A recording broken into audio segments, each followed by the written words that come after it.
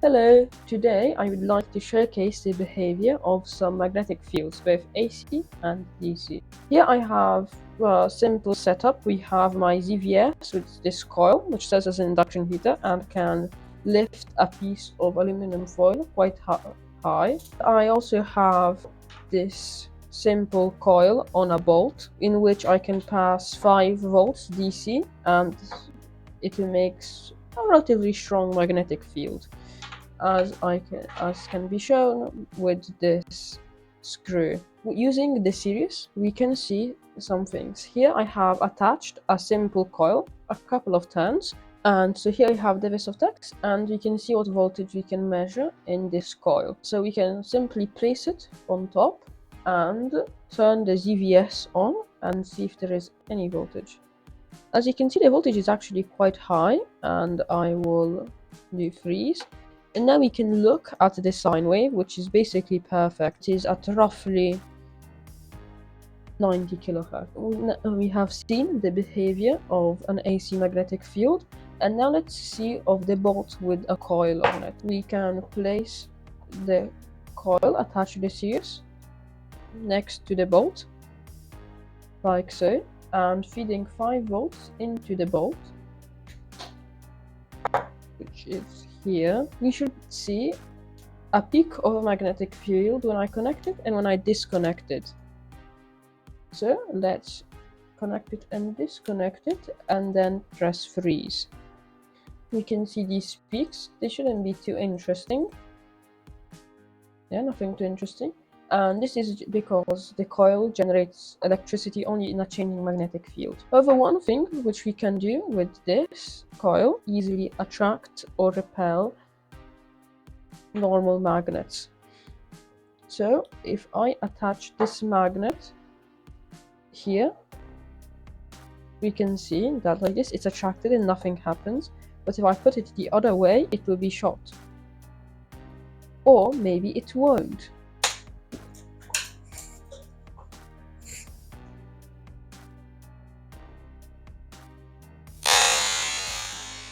So the reason it didn't work is because there was this bolt, this nut on the bolt, and now without the nut we can see that it shoots it just fine if I put it the correct way.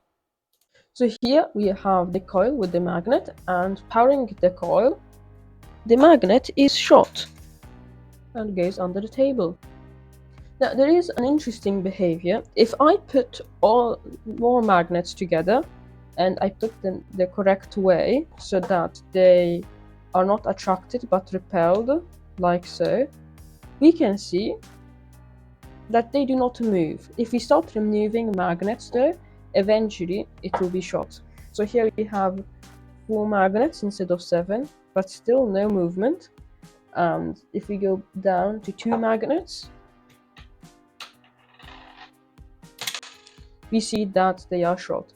So we can try 3 magnets and see if it goes slower.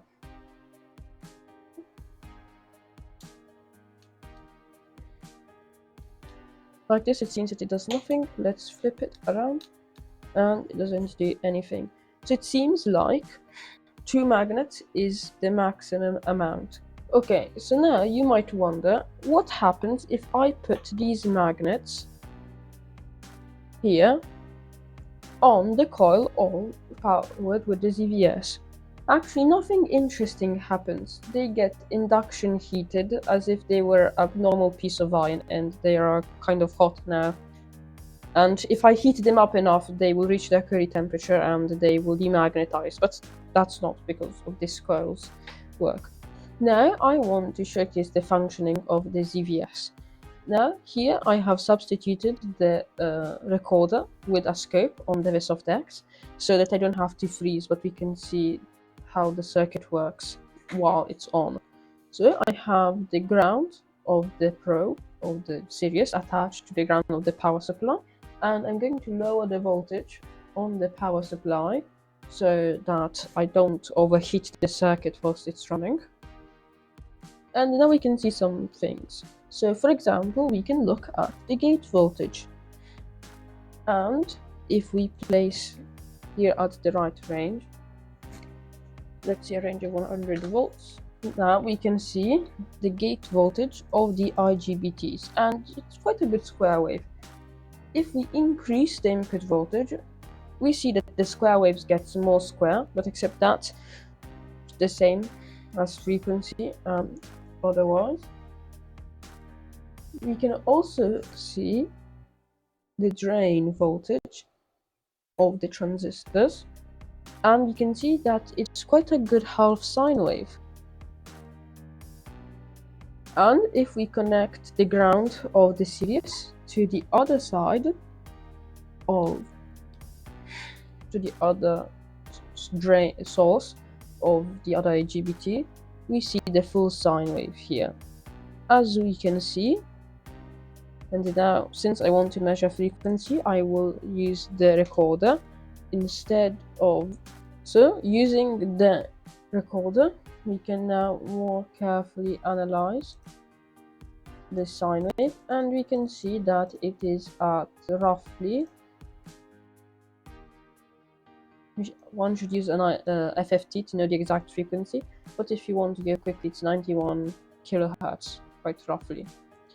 Now we can see how high the voltage gets if I feed it 31 volts. And we can see that we have a peak of 89 volts across the coil, or across the capacitors. However, the frequency should be the same. However, what if we want to change the frequency? I will put the input voltage at 20 volts. Again, I don't want to overheat the coil, and we'll get the scope again. We will put a range of 70 volts. Well, it isn't a range, but it is the size of the graph. And so here we would be able to see our sine wave. And say we don't like how the frequency and we want to make it smaller, we could change the capacitor or the inductor, or if we want to do it quickly, we can just place this piece of aluminum on top and the frequency goes up. If we want to see exactly how the frequency changes, we should go to channel setup, math, add math, FFT, and I like increasing the number of lines. Then we go back to measure, and we add a 2D graph and assign it FFT, and we can place it like so, and we'll make the scope smaller, and we also place a range of 70 volts on the FFT. So now we can see a peak at 92.54, and we can see that it moves when I put this aluminum radiator. Here I have a piece of tin foil. Now this tin foil is very thin, so I expect the frequency to change less with it. Let's see. It changes less and it starts to smoke because it gets very hot because of induction heating.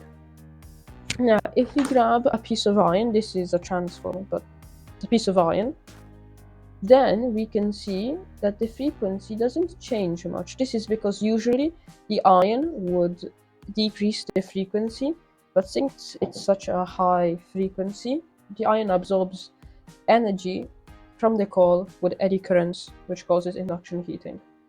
The final material I have is this toroid, which is made of ferrite. If we put this one here, we should see the frequency go down very slightly because it's too small. And one last thing we can do is try to place a piece of iron inside and see how much it heats up. So here I have a piece of the transformer core, and if I place it in here, I can start to heat it. As you can see, the sine wave does actually drop a bit. Apparently the frequency is not high enough that eddy currents overcome its ferromagnetic effects. And it's quite warm now, so we see that it's working. Well, that's all I have to show today, so bye.